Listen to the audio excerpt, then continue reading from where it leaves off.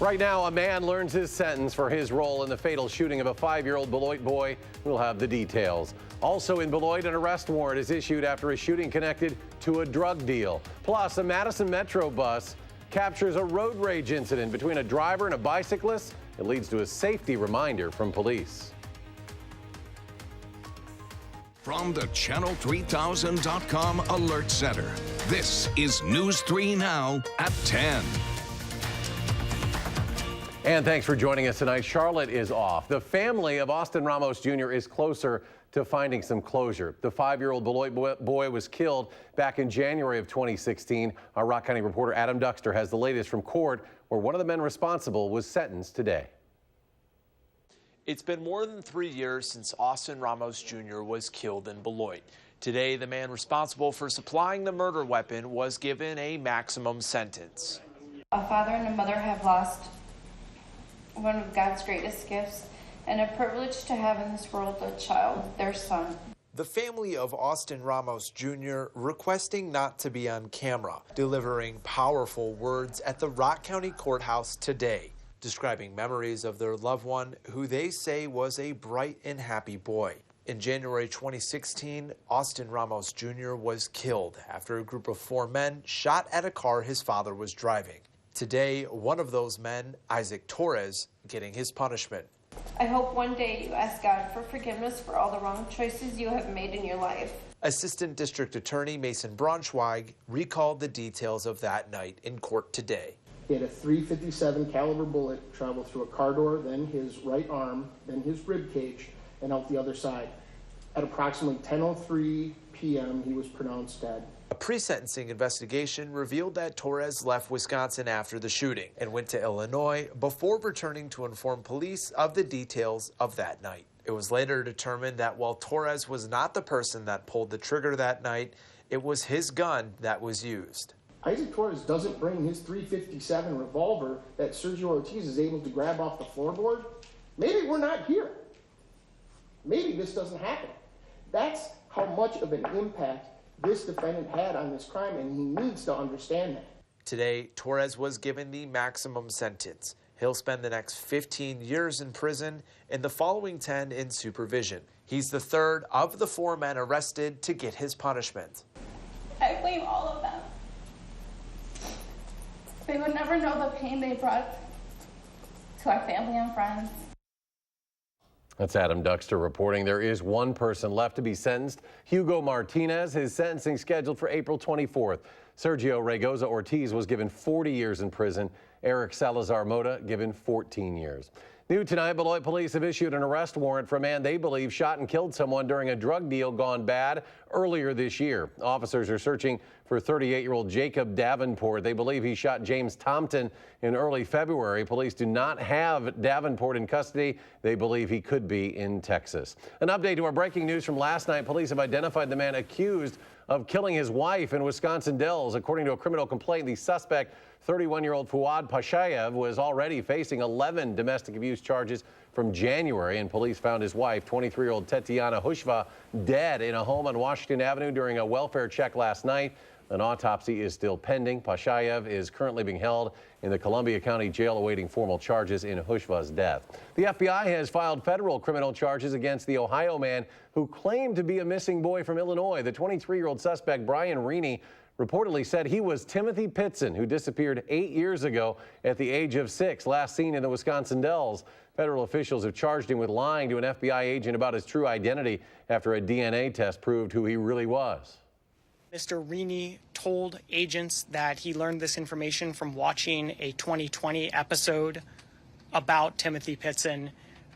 We confirmed that there was such a 2020 episode and that, in fact, a rerun had aired just several weeks ago. The real Timothy Pitson disappeared nearly 8 years ago, last seen at the Kalahari Resort in the Dells.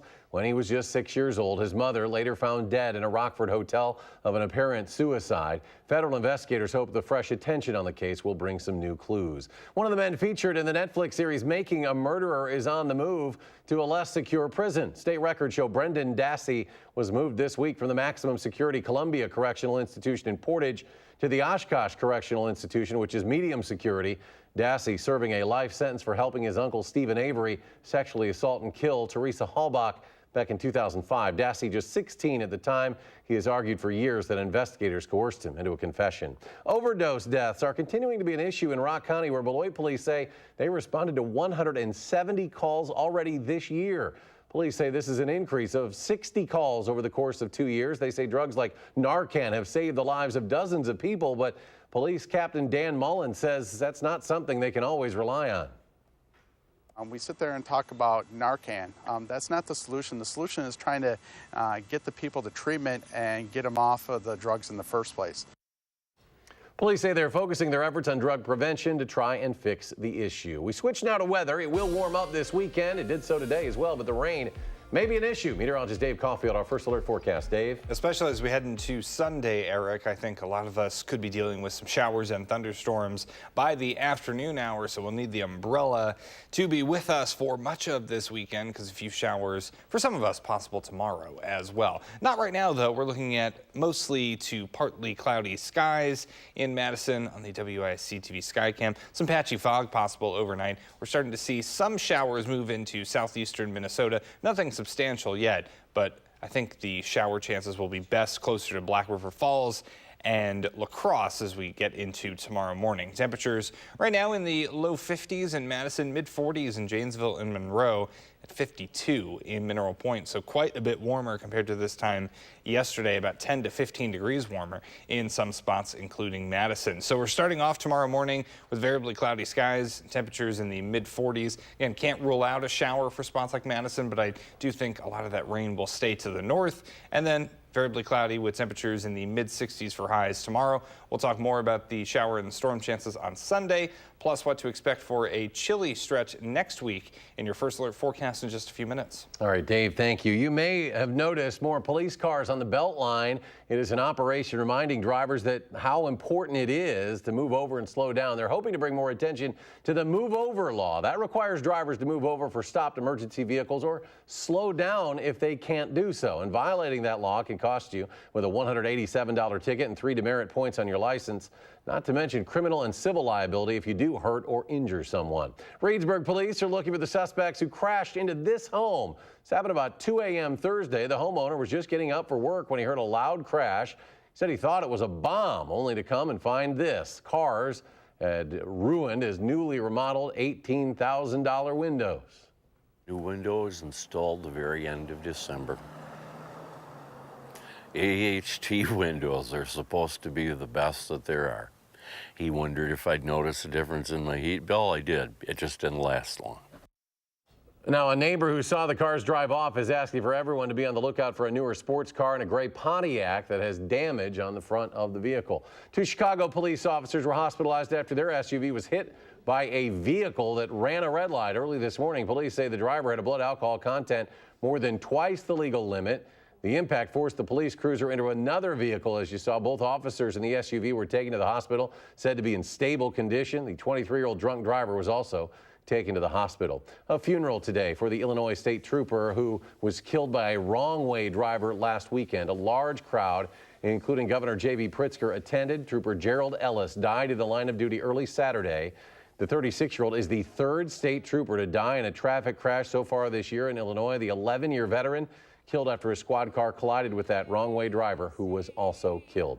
A scary road rage incident involving a bicyclist and driver caught on camera. Now, this is surveillance video captured by a Madison Metro bus showing this March 13th incident. A 19-year-old drives into the turning lane, narrowly missing bicyclist Ben Jones. The driver then hops out of the car while it's still in drive, then runs back in to park the vehicle, and then you'll see him turn back to the bicyclist, Jones, and according to police records, shoves Jones. That happened just out of the frame.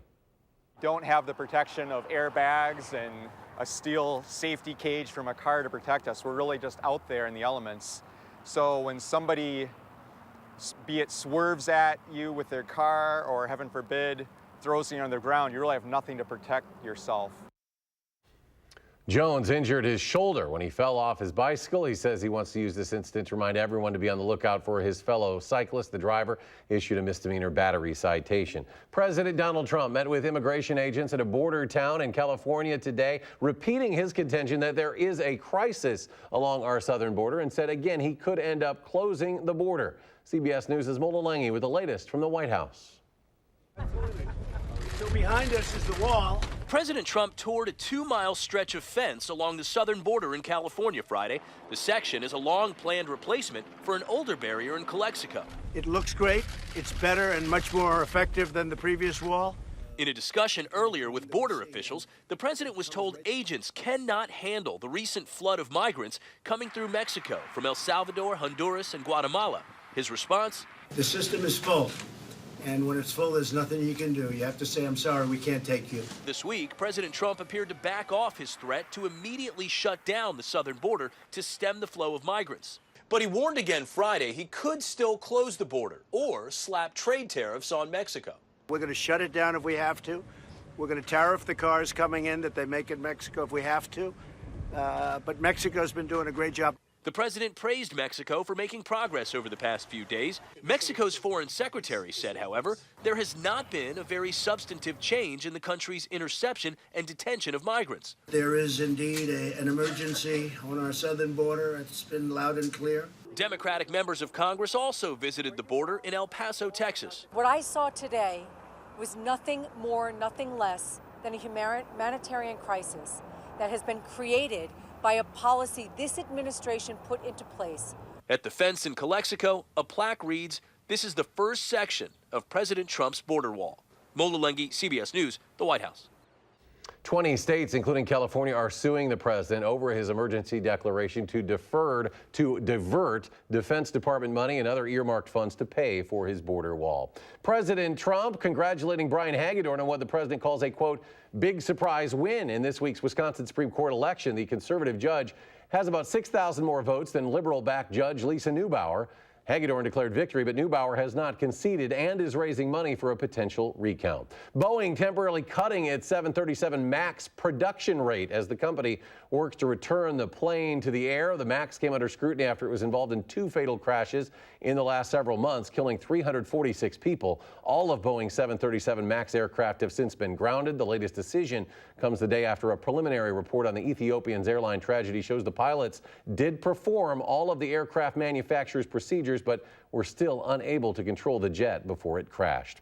Damage estimated at $35,000 after a carport fire in Sun Prairie this afternoon, displacing 4 people. This is on Vandenberg Street, and it happened just before 5 this evening. When they arrived, there was an active fire in the carport. 1 person transported to the hospital for smoke inhalation has since been released. A dog was also rescued. And we're still waiting to learn what caused a house to catch fire last night. This was in Janesville. The damage, as you can see, very significant. Crews were called to the home on Hankey Road about 9 last night. The family was able to get out, but unfortunately, a dog did die in the fire. The home considered a total loss. Initial damage estimates coming in at about $170,000. A restaurant on Madison's east side also damaged in an overnight fire. This happened at the Sumo Steakhouse and Sushi Bar on Parkside Drive. This is where the Old Country Buffet used to be located. Firefighters say an automatic fire sprinkler held things under control. Someone called 911 around 2:30 this morning after noticing smoke in the area. Firefighters say the kitchen suffered significant damage. Still ahead tonight, a mild weekend on the way, but it does come with a chance of rain. Dave will have more details in his complete forecast. But first, something to celebrate this week for the UW Arboretum. Stay with us.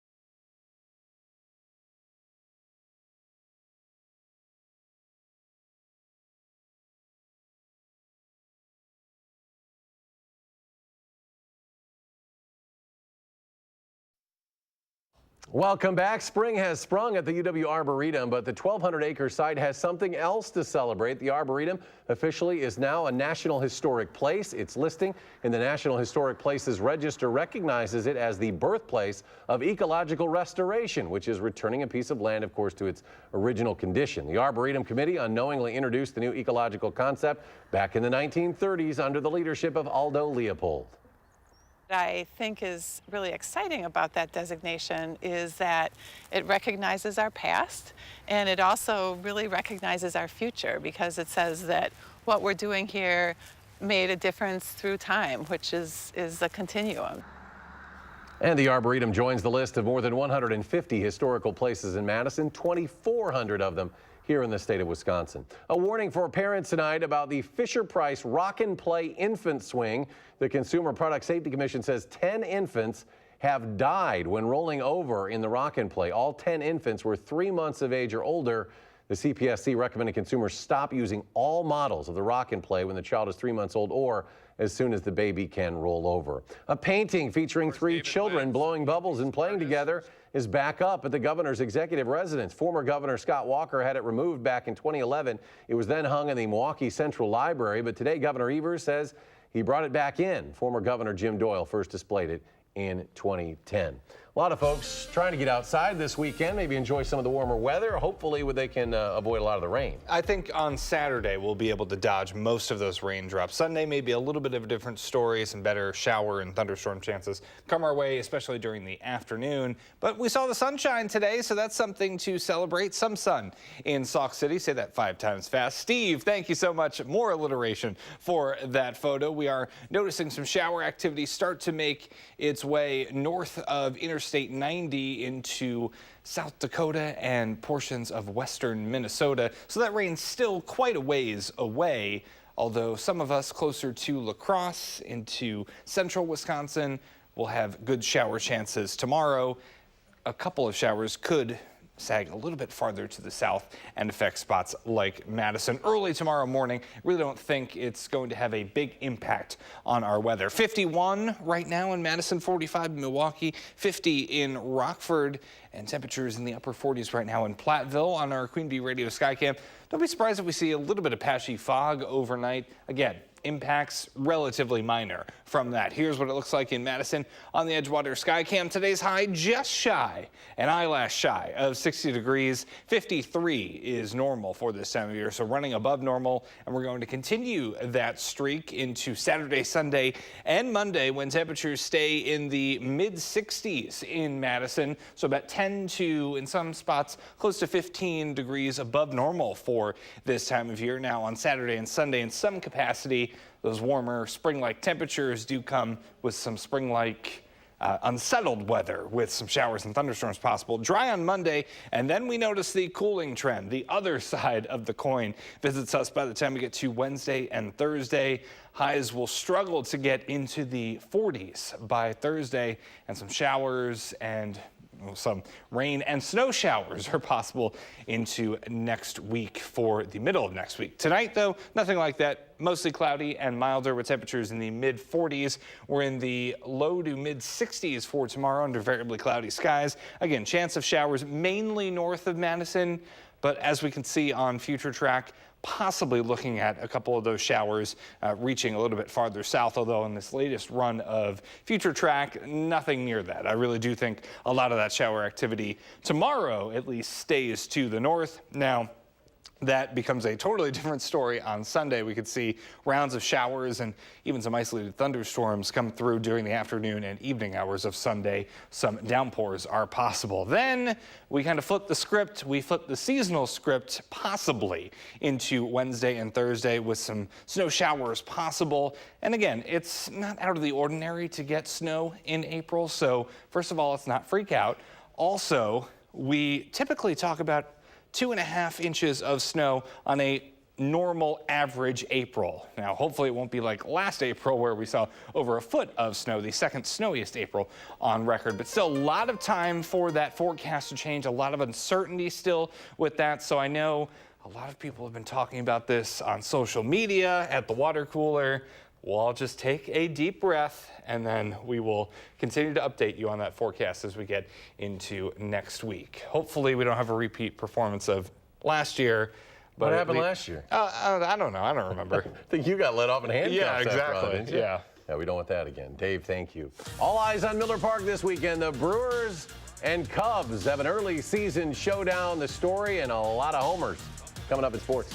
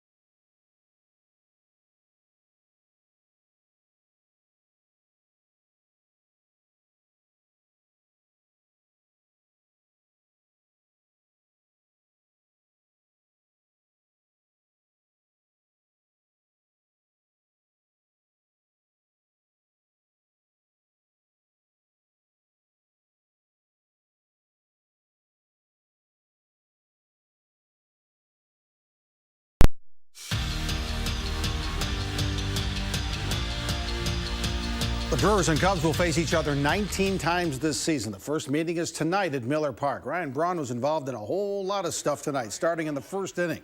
He lines a base hit to center here. Now, the Cubs defense has been awful so far this year, and it continues to be. Made it 2-0 Brewers. Then in the second, it's Braun again. This time, the defense has nothing to do with it. This one's going to go a long way. No one's going to catch it except for someone in the Brewers bullpen. 3-run homer. Brewers were up 8-0. Cubs got to 8-5, but in the eighth, it's now Brewers 13 and the Cubs 5. Badger softball is a big weekend against Iowa at home. Game 1 today, Caitlin Men's in the circle for Wisconsin. She shuts down the Hawkeyes on 3 hits. And Kayla Conwent has been the offensive star of this season so far. Here's another RBI double for Conwent, who's hitting close to 500 with 11 homers and now 39 runs batted in. Final score, Wisconsin 8, Iowa 0.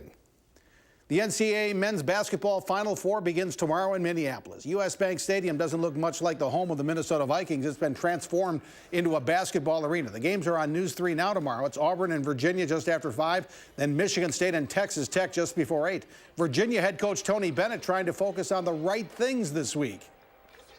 You try to have that balance of being very purposeful in your preparation for the game, but also enjoying it. And I think it's the balance. It can't be all one or all the other. If this program could find a way to the championship, of course it would be significant, because I think it's a remarkable story.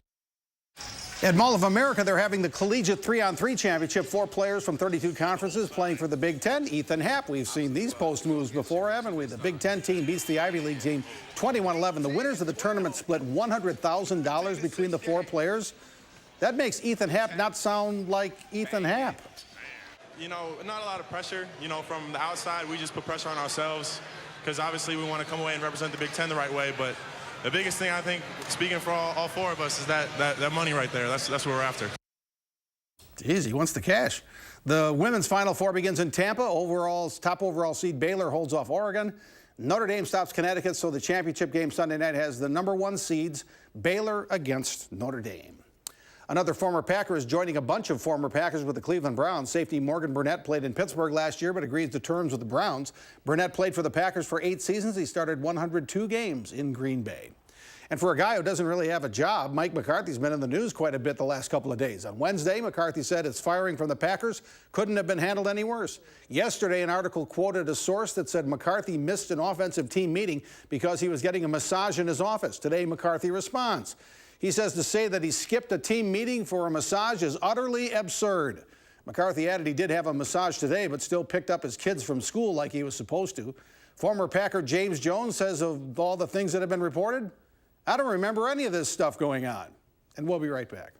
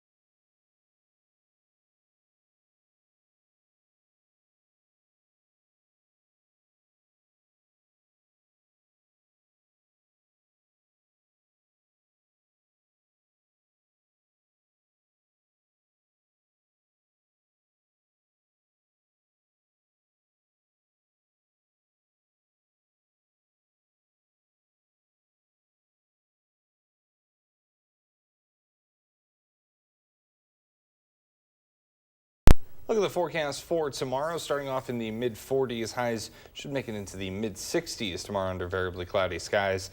Again, a couple of showers possible mainly north of Madison. You have showers and thunderstorms possible on Sunday. Dry for Monday and Tuesday. Chillier, though, for the middle of next week. All right, Dave, thank you. Thanks for joining us for News 3 Now at 10. We hope you have a great weekend.